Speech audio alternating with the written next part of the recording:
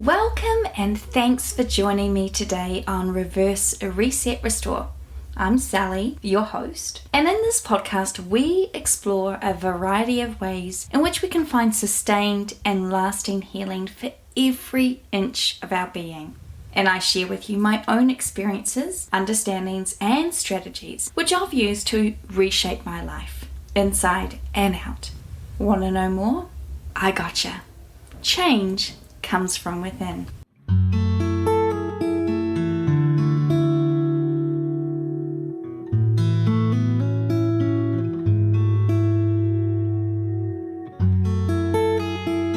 Imagine a bustling city like New York City. Even if you've not lived there or even visited, most of us have seen enough movies and shows that put that beautiful city on display. Now, consider how many different office buildings that are speckled throughout the island of Manhattan alone. It would be in the thousands. Let's add in the apartments and houses and stores and the people. You get the picture. Now, imagine all of the messengers or couriers traveling around New York City, in and out of buildings, zigzagging down streets and along blocks, carrying messages or even Uber Eats to their delivery destination.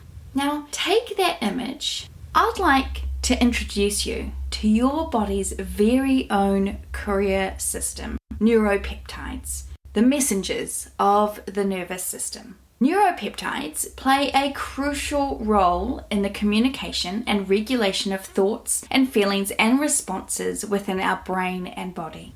Every emotional state has its own identifiable frequency. That's how your body knows which specific neuropeptides to release. Neuropeptides are small proteins made up of chains of amino acids, and they act as signaling molecules within the nervous system. Unlike neurotransmitters, which are released by neurons to transmit signals across synapses, neuropeptides are involved in a more diverse range of functions, and they're involved in various physiological and psychological processes, including modulation of pain, mood regulation, appetite control, and stress responses. Kelly A. Turner, author of Radical Remission: Surviving Cancer Against All Odds, explains the groups of neuropeptides we know by other names. Neuropeptides that have a healthy effect on your immune system include serotonin, dopamine, and relaxin. These are released when you feel relaxed and happy. Neuropeptides that have a weakening effect on your immune system, especially over an extended period of time, include cortisol, epinephrine, and adrenaline. These are known as the stress hormones. What makes stress, or any emotion for that matter, so powerful is that almost every cell in our bodies has the ability to both produce and receive these neuropeptides. Before we get further into details of these amazing chemical proteins and their messaging abilities, let us start at the beginning. Not the beginning, but almost a century ago when we first became aware of their existence and the giant steps scientists have made and continue to make in the discoveries and understanding of these powerhouse proteins. The first neuropeptide to be discovered was what is referred to as substance P, which was isolated in 1931 by Ulf von Euler and John H. Gulliman. Substance P was found to be involved in pain transmission in the central nervous system. So, if you are like me and have chronic pain or a history of depression, or maybe you have peripheral neuropathy, you may have abnormalities in this particular neuropeptide. I'm going to do a whole other episode on this peptide because I think so many of us are living with conditions that may be influenced by disturbances in the levels or functioning of substance P, which may contribute to various health conditions that our doctors just may never even have considered a factor. That our messaging systems, our neuropeptides, could be out of whack and contributing to our ill health. So if that's a topic that sounds interesting to you, subscribe, sign up, like, or follow so you are alerted when this episode drops in a few weeks. In the 1960s, Russian space scientist Dr. Vladimir Popinin, who has made significant contributions in the field of biophysics and consciousness studies, discovered that every thought or feeling triggers the release of these tiny chemical proteins. Everything on the physical plane is a manifestation of something on the metaphysical plane. We use our bodies to communicate with ourselves and each other. One of Dr. Popinin's notable experiments, known as the phantom DNA experiment, is often associated with the connection between thoughts and their effects on physical matter. In this experiment, he explored the behavior of DNA molecules in a vacuum. He discovered that when DNA samples were removed, the molecules left an energetic imprint that influenced the behavior of photons passing through the vacuum. This experiment led to the hypothesis that DNA can communicate non-locally, transcending the limitations of space and time. Dr. Popinin's work has contributed to the broader understanding of consciousness and its potential effects on biological processes. In the 1970s, researchers began to study the brain and identified various peptides that acted as chemical messengers. In 1973, the Nobel laureate Roger Gulliman and his colleagues isolated the first hypothalamic releasing hormone called thyrotropin releasing hormone, TRH. This discovery led to the identification of several other neuropeptides in the following years. One of the major breakthroughs in the field came in the 1980s with the development of molecular biology techniques. These techniques allowed scientists to clone and sequence genes that code for neuropeptides. This led to the discovery of a wide range of neuropeptides, including endorphins, enkephalins, oxytocin, and vasopressin. If some of those words are new to you, or maybe I've just pronounced them totally out of whack, no fear, I have included a basic description of them in the show notes. Remember, I am not a scientist, and from memory, I think the last time I was even in a lab was back in high school, which are more years that have passed than I really would like to admit. I am, however, inherently interested in understanding the way my body functions and how it communicates with itself, and in repairing the dysfunctional relationship I've had with it, which is why I end up going down deep rabbit holes to discover and understand. And then I bring that information back to you in the hopes that we can traverse the wonderland of healing together. Advancements in neuroimaging techniques such as positron emission tomography, PET, and functional magnetic resonance imaging, fMRI, have also contributed to our understanding of neuropeptides.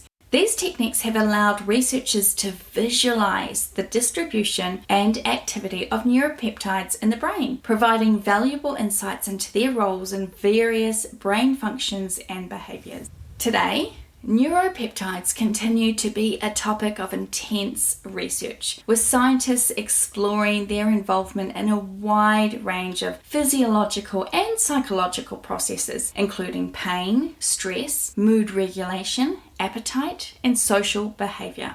Understanding the functions and mechanisms of neuropeptides holds great promise for the development of novel therapeutic approaches for various neurological and psychiatric disorders. So let's go back to that initial image of the city and its multitude of couriers and bike messengers, but now we've condensed it to imagine our body as just one singular office building with lots of different dedicated departments, all responsible for their little piece within the building or the company. Your body, just to make it a little bit easier. If we consider neuropeptides to be the body's dedicated messengers, the office gophers who carry important memos between these departments, this is before the internet and email, but if it's easier, imagine them as emails instead. These memos contain vital information that helps the office function smoothly. When a department needs to communicate with another, it drafts a memo or an email. a neuropeptide. And the messenger, the neuron, delivers it to the right recipient, the target cell, by recognizing their unique office receptor. The content of the memo, the neuropeptide signal, can influence how the recipient department operates, ensuring that the office functions like mood or pain, perception, and more run smoothly and efficiently. So we know that neuropeptides are known to modulate and regulate a wide range of cognitive and emotional processes. Different neuropeptides can have different effects on thoughts and feelings due to their specific interactions with receptors throughout the brain and body. These interactions can lead to a release of neurotransmitters such as serotonin or dopamine, which further contribute to our emotional and cognitive experiences. One prominent example is oxytocin, often called the love hormone or cuddle hormone. Oxytocin is involved in social bonding and attachment, and it can enhance feelings of trust and empathy and intimacy. It's important to note that neuropeptides do not solely determine our thoughts and feelings. They interact with other neurotransmitters, our hormones, and environmental factors, which is creating a complex and dynamic interplay that shapes our mental and emotional states. That's why something that happens to a bunch of people will affect the same bunch of people completely differently. Understanding the role of neuropeptides in thoughts and feelings, and even in the messages it sends to various parts in our body, like our appetite, where neuropeptides like leptin signals feelings of fullness, and ghrelin, which stimulates hunger, is still an area of active research. But it is clear that they contribute significantly to the complex workings of our mind, emotions, and bodily functions. So, can we fix them if we think our tiny little messengers may be broken?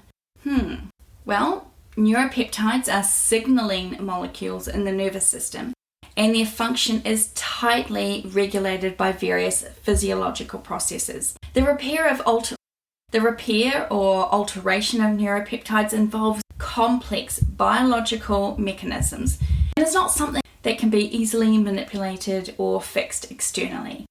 Science hasn't got that far yet on how or whether this can be done.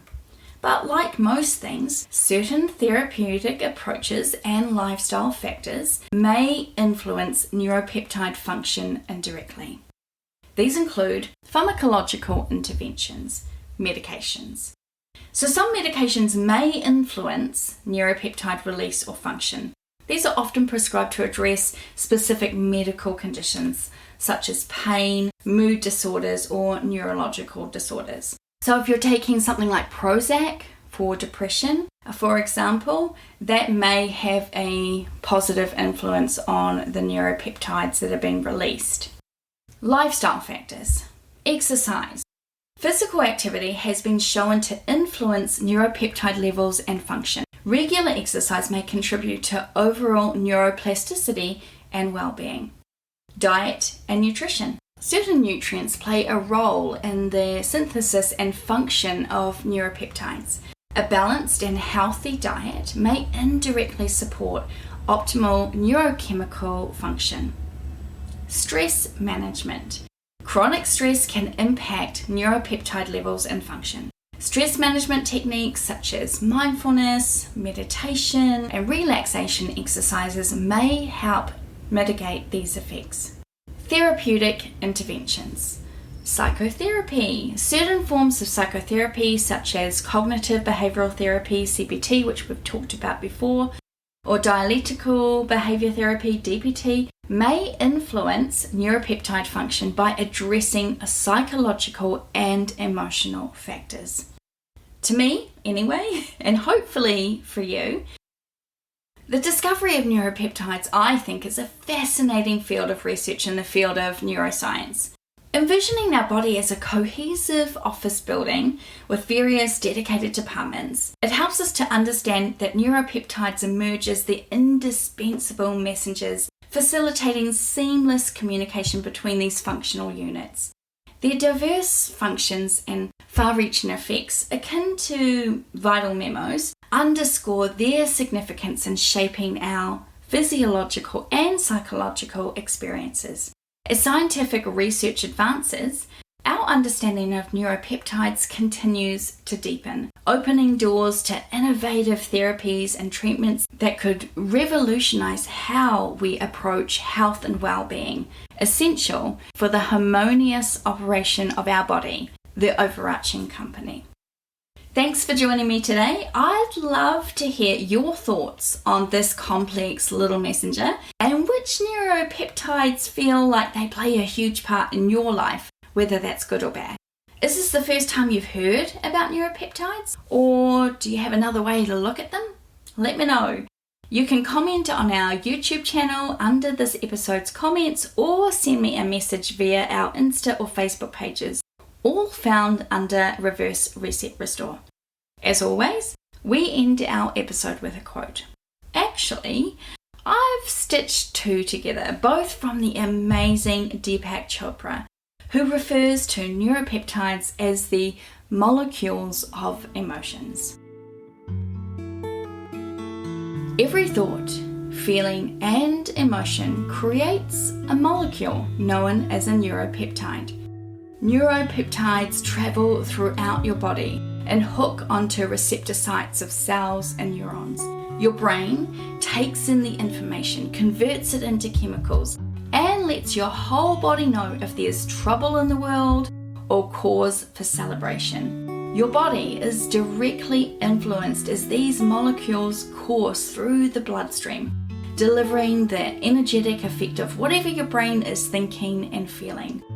My own training is in the field of neuroendocrinology, and I really became very fascinated many years ago with the molecules of emotion, molecules that we call neuropeptides.